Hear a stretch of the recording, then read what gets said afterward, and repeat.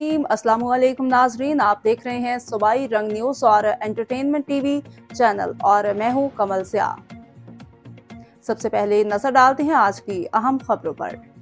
खबर शामिल करते हैं भक्कर से हमारे ब्यूरो चीफ सैयद मुशर्रफ अली शाह की रिपोर्ट के मुताबिक वजीर आला पंजाब मरियम नवाज शरीफ के निगहबान रमजान राशन पैकेज की तकसीम के सिलसिले में तहसील इंतजामिया दरिया खान की जानिब से MC ऑफिस दरिया खान में MPA अहमद नवाज खान नवानी को ब्रीफिंग दी गई।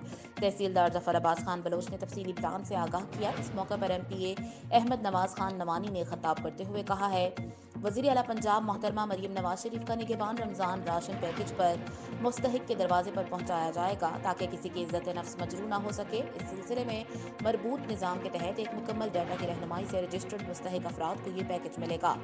इंतहाई शफाफियत के साथ तकसीम होगी, कोई गफलत लापरवाही बर्दाश्त नहीं होगी, अशिया का मैयार पर कोई समझौता नहीं होगा। तहसील इंतजामिया दरिया खान पूरी दयानतदारी का मुजाहरा करते हुए ये कौमी अमानत हर मुस्तहिक तक पहुँचाएगी। रमज़ान सस्ते बाजारों से ये प्रोग्राम बहुत बेहतर होगा।